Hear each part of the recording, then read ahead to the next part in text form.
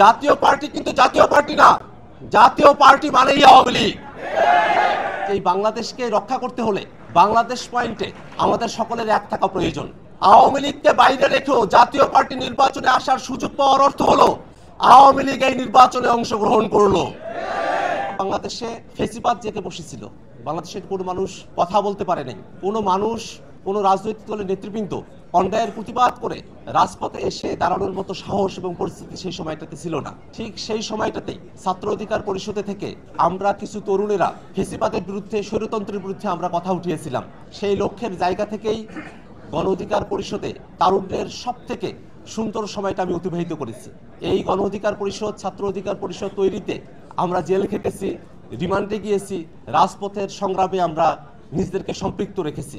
পরবর্তী সময়ে যদিও সংগঠন পরিবর্তন করে আমি গণতান্ত্রিক ছাত্র শক্তিতে যুক্ত হয়েছি, বিগত সময়ে ফেসিবাদ বিরোধী আন্দোলন 2024 সালে যখন সারা দেশব্যাপী ছড়িয়ে পড়ে, 24-এর জুলাই অভ্যুত্থানের সময়টাতে বাংলাদেশের প্রত্যেকটা জেলায় ছাত্র অধিকার পরিষদের নেতাকর্মীরা তারা অগ্রণী তারা ভূমিকা পালন করেছেন। গণ অধিকার পরিষদের তৃণমূলে এমন অনেক নেতাকর্মীকে দেখি যাদের জন্য আমার মন থেকে শ্রদ্ধা আসে। আমি তাদেরকে আমার সহযোদ্ধা হিসেবে এখনো ভেবে যাই এবং আমি ভাবি যে এই বাংলাদেশকে রক্ষা করতে হলে বাংলাদেশ পয়েন্টে আমাদের সকলের এক থাকা প্রয়োজন।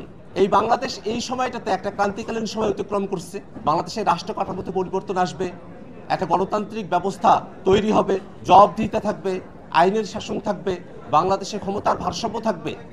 সেই বিষয়গুলোকে ধারণ করেই আমরা জাতীয় ঐক্যমত্য কমিশনের রাজনৈতিক দলগুলো আমরা একত্রিত হয়েছি। যদি বাংলাদেশকে এই সংকট থেকে উত্তরণ করতে হয়, তাহলে মৌলিক পরিবর্তনের আকাঙ্ক্ষাকে ধারণ করে যে জুলাই সনদ, তার পরিপূর্ণ বাস্তবায়ন নিশ্চিত করতে হবে। জুলাই সনদের পরিপূর্ণ বাস্তবায়ন ছাড়া এই সংকট থেকে উত্তরণের আমাদের হাতে এখন আর কোনো উপায় নেই। বাংলাদেশের প্রত্যেকটা দলে আইনি ভিত্তি চায়, বাধা কোন জায়গায় আমাদের খুঁজে বের করতে হবে।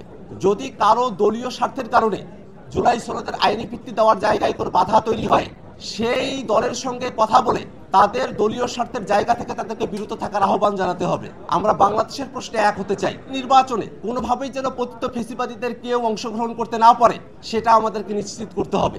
আওয়ামী লীগ সামনে নির্বাচনে অংশগ্রহণ করছে না, সে ব্যাপারে সরকারের তরফ থেকে আমাদেরকে আশ্বস্ত করা হয়েছে, আওয়ামী লীগের কার্যক্রমকে নিষিদ্ধ করা হয়েছে। কিন্তু আওয়ামী লীগকে আওয়ামী লীগ হওয়ার জন্য যে দলটা সব থেকে বড় দায়ী, জাতীয় পার্টি, সেই দলটার ব্যাপারে এখনো কোনো সিদ্ধান্ত নেওয়া হয় নাই।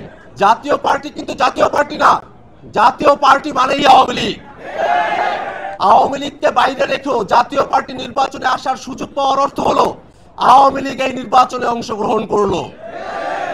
আমার গণ অধিকার পরিষদের ভাইরা জাতীয় পার্টির বিরুদ্ধে আন্দোলন করতে গিয়ে আপনারা মার খেয়েছেন, নুরুল হক নূর ভাইকে রক্ত ঝরাতে হয়েছে।